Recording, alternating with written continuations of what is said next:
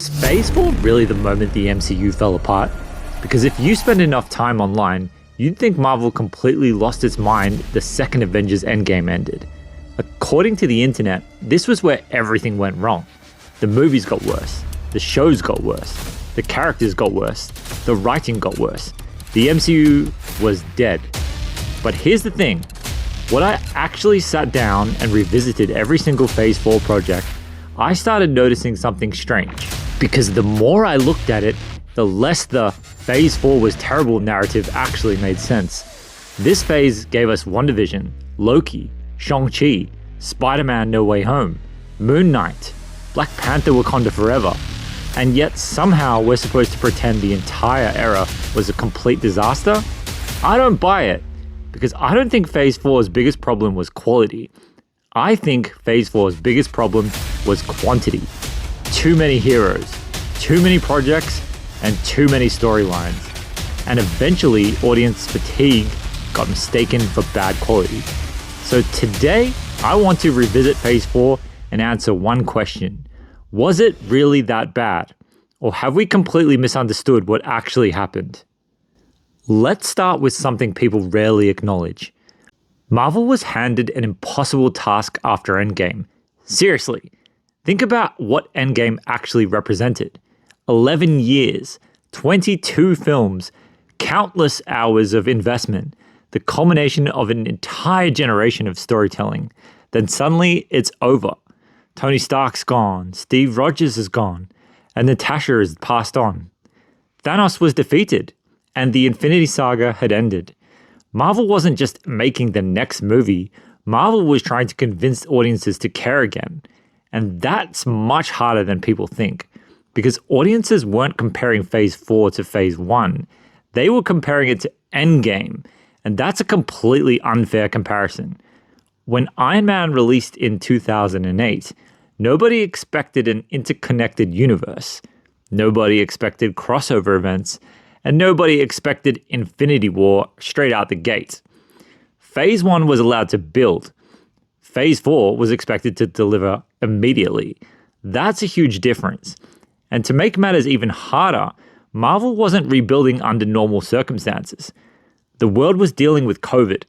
Release schedules were changing constantly, and projects were delayed. Theaters were struggling, production schedules were disrupted. Black Widow ended up releasing years later than intended. Entire parts of the Multiverse saga rollout shifted. So before we even discuss whether the projects themselves worked or didn't work, it's important to remember that Marvel wasn't rebuilding from a position of strength. They were rebuilding after Endgame during a pandemic while launching Disney+. That's an incredibly difficult situation for any studio. Now, let's look at the numbers. Between January 2021 and November 2022, Marvel released WandaVision, The Falcon and the Winter Soldier, Loki, Black Widow, What If, Shang-Chi, Eternals, Hawkeye, Spider-Man No Way Home, Moon Knight, Doctor Strange in the Multiverse of Madness, Miss Marvel, Thor Love and Thunder, I Am Groot, She-Hulk, Werewolf by Night, Black Panther Wakanda Forever, the Guardians of the Galaxy Holiday Special. 18 projects. 18. In less than 2 years. Let that sink in. The entire Infinity Saga released 23 films across 11 years. Phase 4 gave audiences 18 projects in under 2 years. And this is where the conversation starts changing. Because suddenly we're not talking about quality, we're talking about volume. When exactly were audiences supposed to breathe? When exactly were casual fans supposed to catch up? Marvel wasn't asking audiences to watch a few movies anymore. Marvel was asking audiences to keep up with an entire ecosystem. And that's where the cracks started appearing. One of the biggest problems with the Phase 4 discussion is selective memory. People remember the misses, but they forget the wins. Let's start with WandaVision. This wasn't just another Marvel show. It was one of the most unique and creative projects Marvel has ever produced. A sitcom mystery wrapped around a story about grief. It took Wanda from a supporting character and turned her into one of the MCU's most compelling figures. Then Falcon and the Winter Soldier. An imperfect show, absolutely, but one that successfully passed the Captain America mantle to Sam and tackled themes Marvel doesn't usually explore. Then Loki arrived. And honestly, Loki may be the single most important project in the multiverse saga. The TVA, variants, the sacred timeline. Without Loki, none of this exists. And then we got Shang-Chi, and I still think it's one of Marvel's strongest origin stories. The action was fantastic. The emotional core of the characters worked. And Simu Liu absolutely shines as his character in this martial arts fantasy epic. And yet somehow Marvel has barely touched the character since. Hawkeye introduced Kate Bishop, Black Widow introduced Yelena, and Moon Knight delivered one of the best performances in MCU history through Oscar Isaac. Miss Marvel introduced Kamala Khan. Werewolf by Night showed Marvel could successfully experiment with horror, and Wakanda Forever somehow managed the impossible task of continuing after Chadwick Boseman's tragic death. That is not a phase full of failures. That's a phase full of genuinely good projects. Now, we need to talk about the elephant in the room, Spider-Man: No Way Home, because this movie completely breaks the idea that audiences had stopped caring about Marvel. But I also think it's important to be honest about what No Way Home actually was. Yes, the movie relied heavily on nostalgia. There's no point pretending otherwise. The return of villains from previous Spider-Man franchises, the return of Tobey Maguire, the return of Andrew Garfield. A huge part of the excitement came from audiences reconnecting with characters they already loved. And that's a fair criticism. If you want to argue that No Way Home leaned heavily on nostalgia, I'd agree with you. But here's where I think the conversation gets more interesting. The movie didn't succeed simply because those characters appeared. It succeeded because Marvel and Sony somehow managed to keep the biggest surprise in modern blockbuster cinema hidden long enough for it to become a genuine cultural moment. Think about that. In an age where every major movie gets leaked months before release, the return of Tobey and Andrew remained unconfirmed. Everybody thought it was happening, maybe, but nobody knew for certain. And that uncertainty created something we almost never see anymore, a genuine event. Not a marketing campaign or a manufactured trend or manufactured hype, an actual cultural moment. The theater reactions became part of the experience, just like Endgame. The cheering, the applause, and the excitement, that can't be manufactured.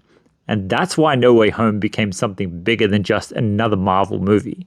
Almost $2 billion at the box office, one of the highest grossing films ever made. Not because audiences had stopped caring about Marvel, but because they cared enough to turn a movie into a worldwide event. Ironically though, No Way Home may have made Phase 4's future problems worse, because it raised expectations even higher.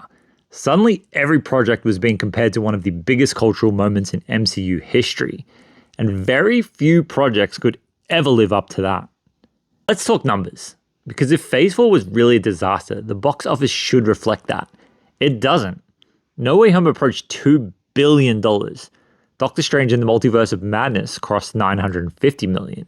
Black Panther: Wakanda Forever, with no Chadwick Boseman, earned over $850 million. Thor: Love and Thunder earned over $760 million. And Shang-Chi earned over $430 million, despite releasing during a period where many people still weren't regularly returning to the cinemas.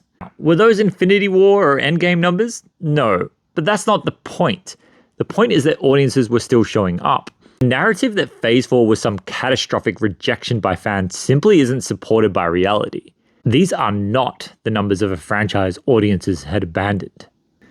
Now we get to the real issue, the character problem.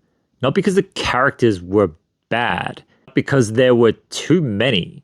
Shang-Chi, Kate Bishop, Yelena, Moon Knight, Miss Marvel, She-Hulk, America Chavez, The Eternals, Elsa Bloodstone, Jack Russell.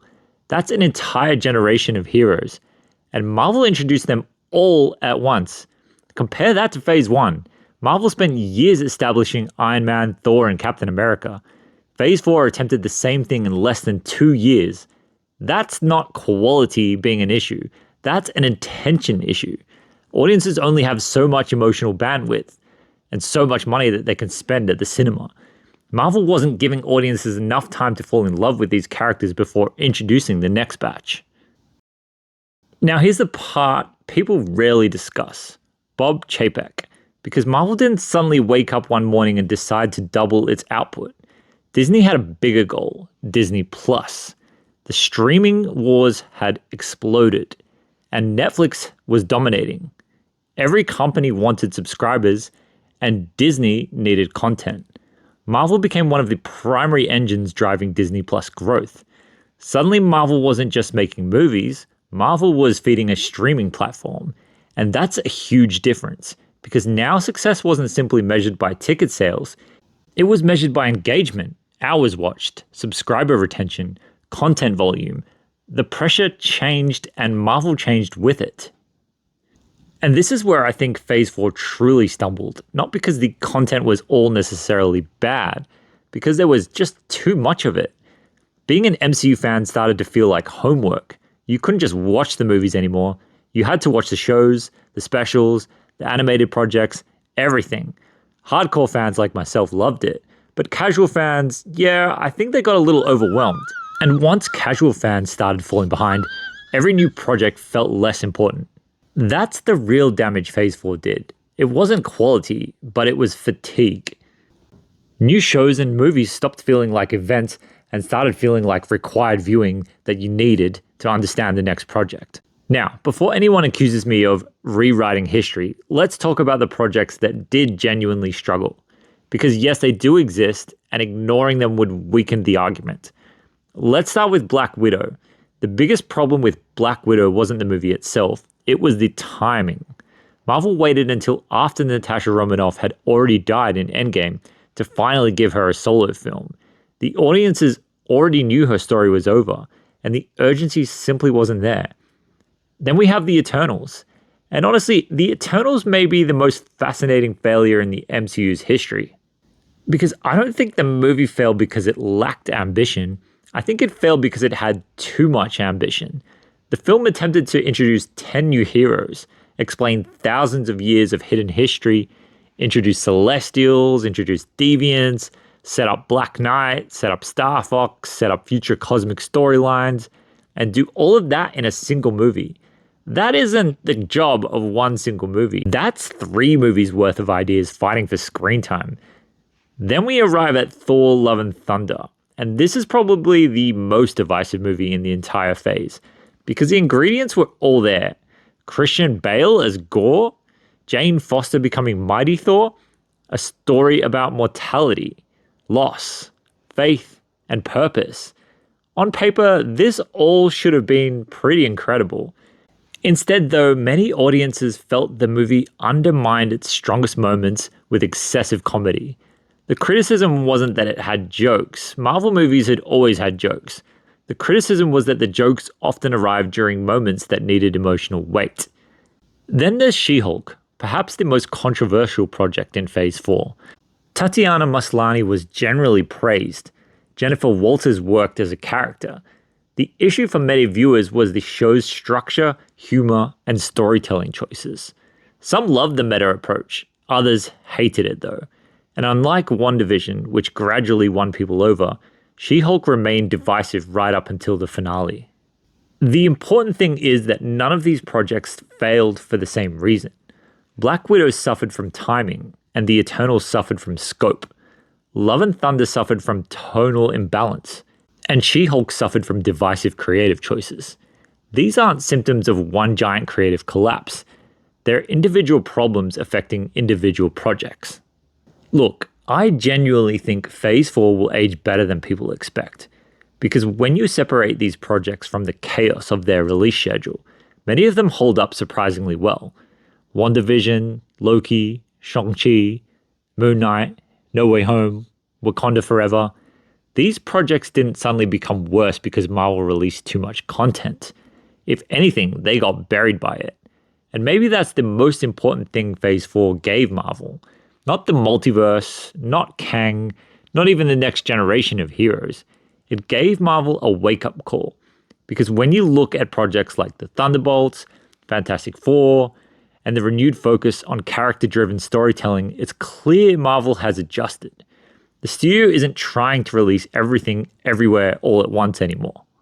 They're focusing on making audiences care again. And ironically, that's exactly what made the Infinity Saga work in the first place. So, was Phase 4 a disaster? No. Was it perfect? Absolutely not. There were misses, and there were creative mistakes. There were projects that didn't land. But the idea that Phase 4 somehow destroyed the MCU simply doesn't hold up under scrutiny. The box office doesn't support it. The best projects don't support it. The character introductions don't support it. What actually happened is much simpler.